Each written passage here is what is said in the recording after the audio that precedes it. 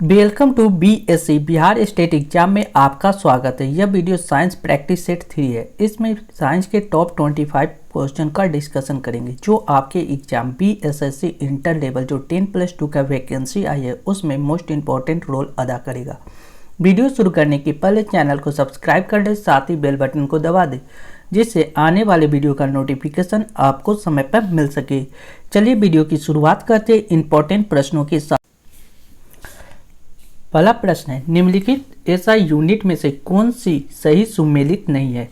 Car का मात्रक joule, बल का मात्रक न्यूटन, द्रव्यमान का मात्रक किलोग्राम या दाब का मात्रक डाइन।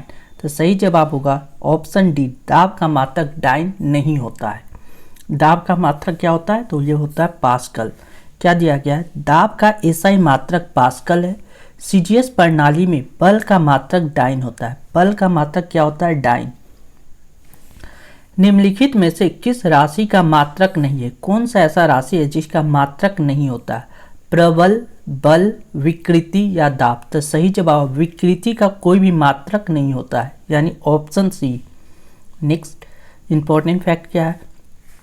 किसी वस्तु की बीमा में आया परिवर्तन उस वस्तु की मूल बीमा के अनुपात को विकृति कहते हैं। विकृति एक बीमाहीन राशि है, अर्थात इसका कोई मात्रक नहीं होता है। क्लियर?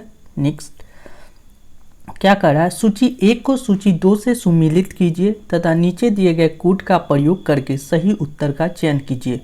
वाट क्या चीज का इकाई है? नॉट क्या चीज का है? नॉटिकल मील या कैलोरी। इस सभी को मिलाना है। तो देख लेते हैं, अगर मिलाने के लिए कह रहा है तो इसका ऑप्शन दिया गया इस तरह से, यानी सही जवाब सी। यहाँ क्या कह रहा है? शक्ति का मात्रक जूल प्रति सेकंड होता है जिसे वाट कहा जाता है, यानी शक्ति का मात्रक वाट हो गया। नॉट समुद्री जहाज की गति मापने की इकाई है। नौ संचालन द्वारा दूरी को नॉटिकल मील से मापते हैं। कैलोरी ऊष्मा का मात्रा मापने की इकाई है। कैलोरी क्या चीज मापता है? ऊष्मा की मात्रा। नौ संचालक द्वारा दूरी को नॉटिकल मील से मापते हैं। नॉट से समुद्री जहाज की गति मापा जाता है, यानी अगर मिलाने के लिए कहा जाए तो वाट किसका मात्रक है? शक्ति का। नॉट क्या है?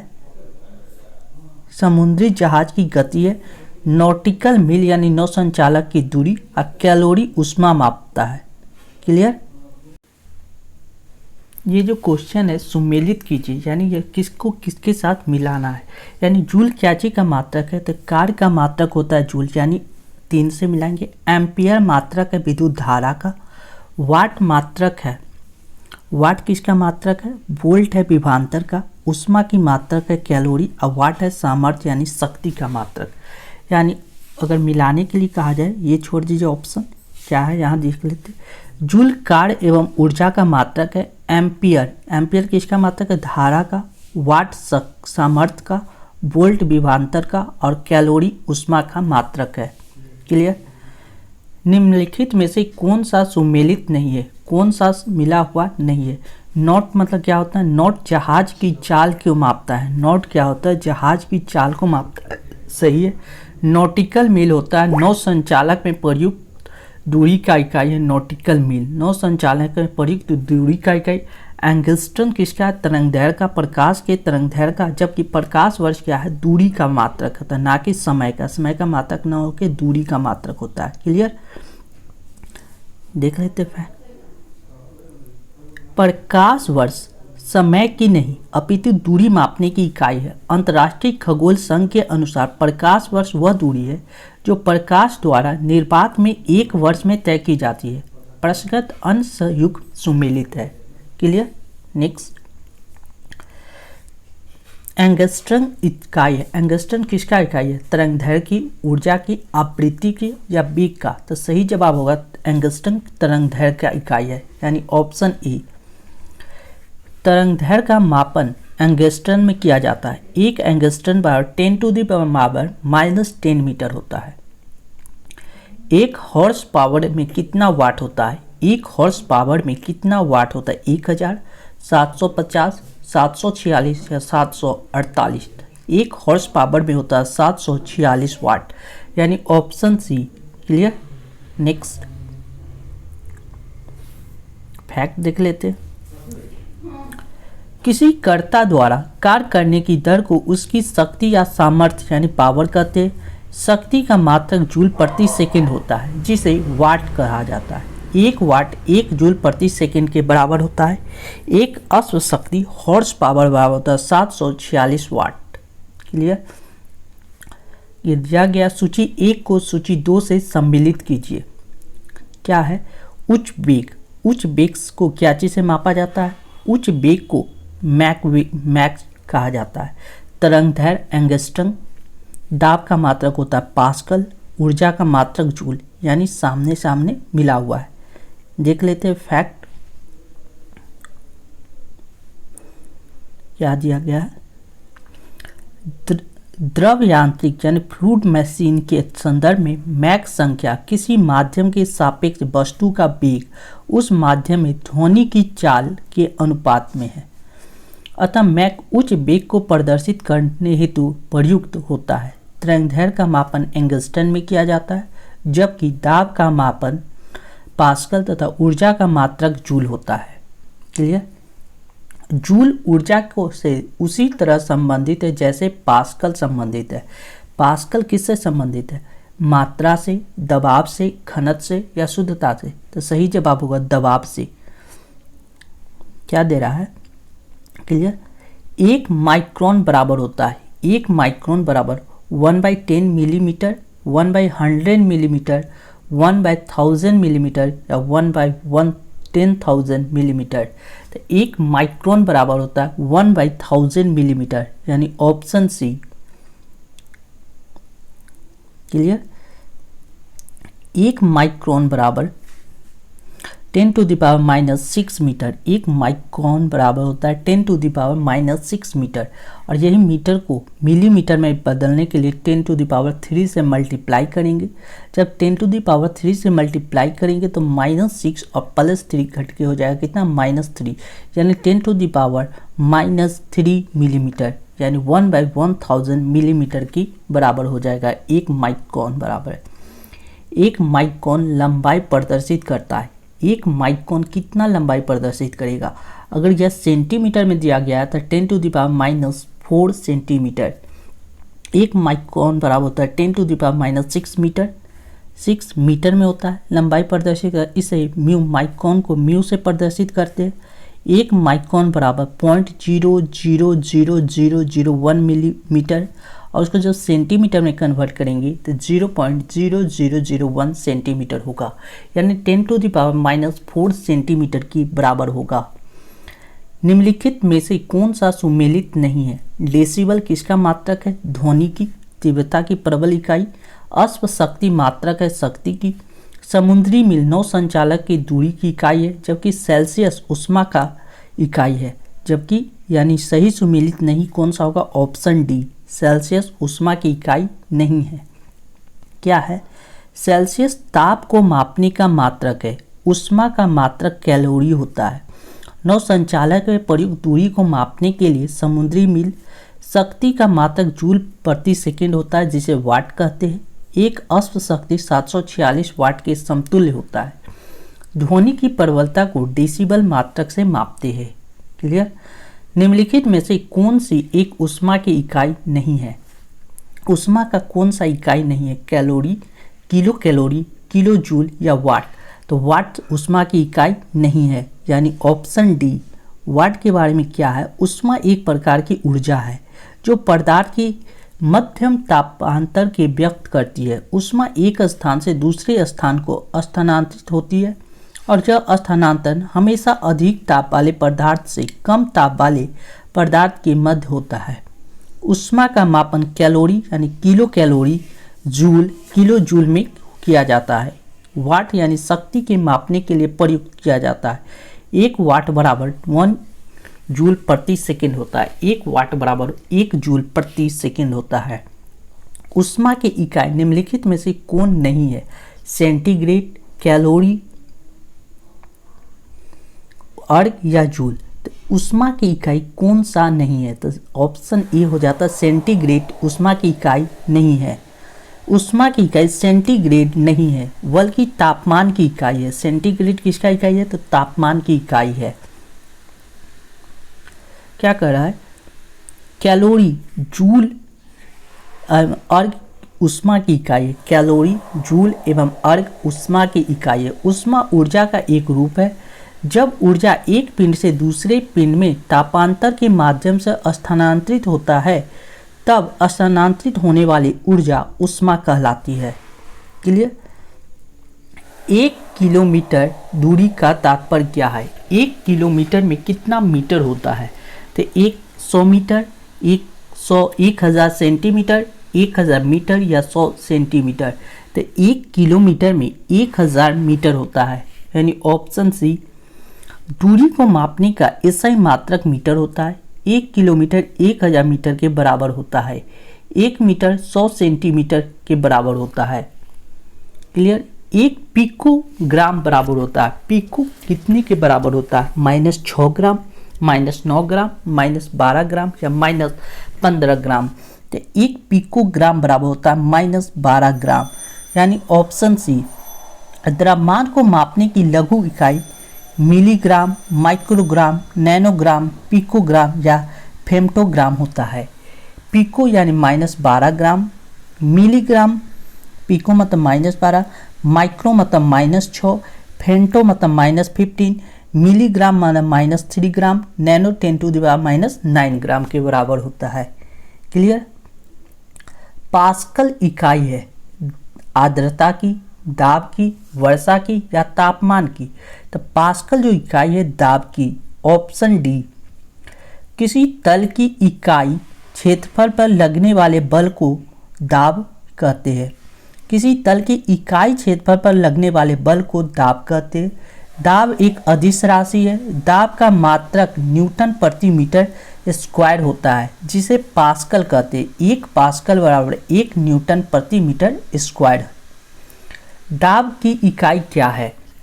दाब का इकाई पास्कल होता है। अब पास्कल बराबर होता है 1 पास्कल बराबर होता है न्यूटन प्रति मीटर स्क्वायर, यानी ऑप्शन ए न्यूटन प्रति वर्ग मीटर हो जाएगा, वर्ग मीटर, यानी ऑप्शन ए करेक्ट आंसर।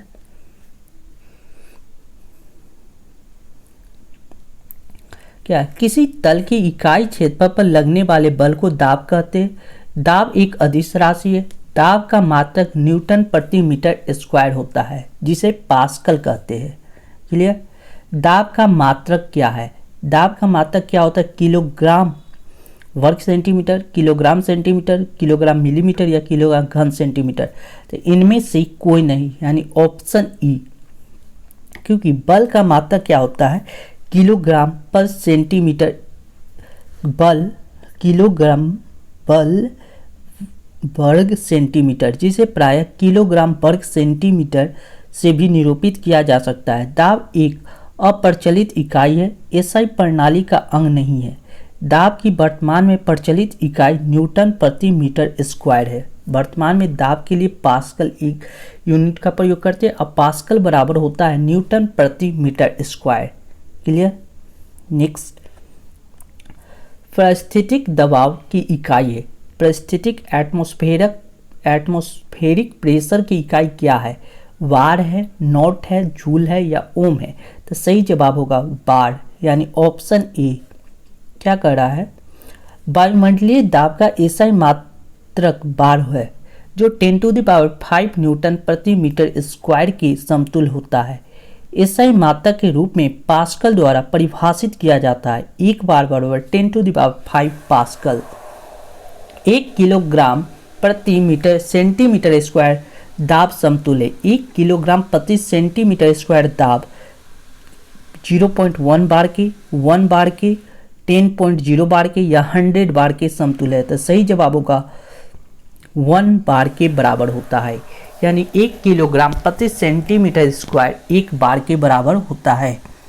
चूंकि एक डाइन बराबर होता है 1.02 इंटू 10⁻⁻6 किलोग्राम और 1 बार बराबर हो जाएगा 10⁻6 डाइन प्रति सेंटीमीटर स्क्वायर। इसलिए डाइन का मान बार के मान में प्रतिस्थापित करने पर 1 बार बराबर 10⁻6 डाइन प्रति सेंटीमीटर स्क्वायर के स्थान पे डाइन प्रति सेंटीमीटर, डाइन के स्थान पे इसको रखने पे क्या आएगा 1.02 किलोग्राम प्रति सेंटीमीटर स्क्वायर। क्लियर। निम्नलिखित में से कौन सी अदिश राशि है, कौन सा अदिश राशि है, बल है, दाब है, वेग है या त्वरण है। तो सही जवाब होगा दाब।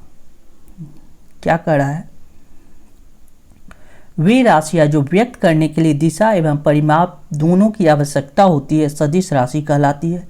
उदाहरण के लिए बल, वेग, विस्थापन, त्वरण, संवेग, ये सभी क्या है, सदिश राशि है। जिन राशियों को व्यक्त करने के लिए केवल परिमाप की आवश्यकता होती है, दिशा की आवश्यकता नहीं होती है, उन्हें अदिश राशि कहते हैं। उदाहरण आयतन, दाब, चाल, दूरी, ये सब क्या अदिश राशि है। विद्युत विभव के संदर्भ में निम्नलिखित कथनों में से कौन सही है। विद्युत विभव यह एक अदिश राशि है, यह एक सदिश राशि है। विद्युत विभव कैसी राशि है, तो यह एक अदिश राशि है। क्या कह रहा है, किसी बिंदु पर विद्युत विभव को प्रायः एक धन आवेश के अनंत से उस बिंदु तक लाने में किए गए कार्य के रूप में परिभाषित किया जाता है। विद्युत विभव का एसआई मात्रक जूल प्रति किलोग्राम है। विद्युत विभव एक अदिश राशि है, जबकि विद्युत क्षेत्र एक सदिश राशि है। विद्युत विभव अदिश राशि है, जबकि विद्युत क्षेत्र का बात किया जाए तो वह क्या है, सदिश राशि। तेल का एक बैरल निम्न में से लगभग कितना होता है, एक बैरल कितने लीटर के बराबर होता है। 131 लीटर, 159 लीटर, 179 लीटर या 201 लीटर। तो सही जवाब होगा 159 लीटर, यानी ऑप्शन बी। पूर्व से तेल की मात्रा बैरल में नापी जाती है, अब इसे घन मीटर में नापा जाता है। पहले इसको बैरल में मापा जाता था, लेकिन अब इसको क्यूब मीटर यानी घन मीटर में मापा जाता है। एक बैरल बराबर होता है 158.9873 लीटर। इसको एक बैरल बराबर लिख सकते हैं मीटर, घन मीटर में 0.158987 घन मीटर। एक बैरल बराबर 42 यूएस गैलन और एक बैरल बराबर 34.9723 यूके गैलन के बराबर होता है। यूके में 34 और यूएस में बात किया जाता है 42 के आसपास, 42 गैलन होता है। क्लियर। लंबाई का न्यूनतम मात्रक क्या है, माइक्रोन, नैनोमीटर, एंगस्ट्रम या फर्मीमीटर। तो लंबाई का सबसे न्यूनतम मात्रक क्या होगा, फर्मीमीटर। फर्मी यानी 10⁻⁻15। माइक्रोन बराबर 10⁻⁻6, नैनो -9, एंगस्ट्रम 10⁻10 और फर्मी 10⁻15। यानी सबसे छोटा मात्रक क्या हो जाएगा, फर्मीमीटर।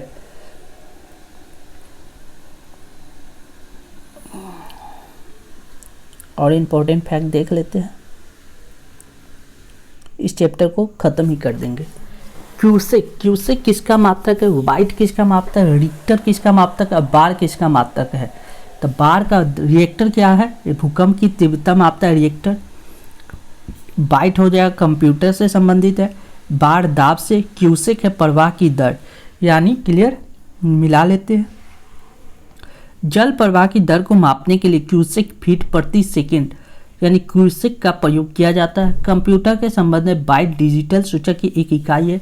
रिएक्टर भूकंप की तीव्रता को मापने की एक गणितीय पैमाना है। बार दाब की एक इकाई है, यह 100 किलो पास्कल के बराबर होता है। क्लियर। क्यूसेक में क्या मापा जाता है, जल की शुद्धता, जल की गहराई, जल का बहाव या जल की मात्रा। यानी क्यूसेक में जल का बहाव मापा जाता है। Option C. निम्नांकित में से कौन एक वायुमंडल के ओजोन परत की मोटाई नापने वाली इकाई है।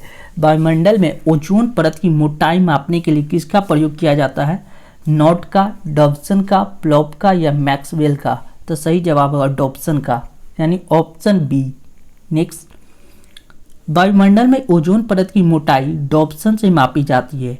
एक डॉब्सन इकाई मानक ताप और दाब पर 10 माइक्रोमीटर ओजोन परत को व्यक्त करती है। एक डॉब्सन इकाई है 2.69 × 10⁻20 ओजोन अणु प्रति वर्ग मीटर के समतुल्य होता है। क्लियर। डॉब्सन इकाई का प्रयोग किया जाता है। डॉब्सन इकाई का प्रयोग कहाँ किया जाता है, पृथ्वी की मोटाई मापने में, हीरे की मोटाई मापने में, ओजोन परत की मोटाई मापने में या शोर की मापन में। तो डॉप्सन का इकाई किया जाता है ओजोन परत की मोटाई मापने में। Option C.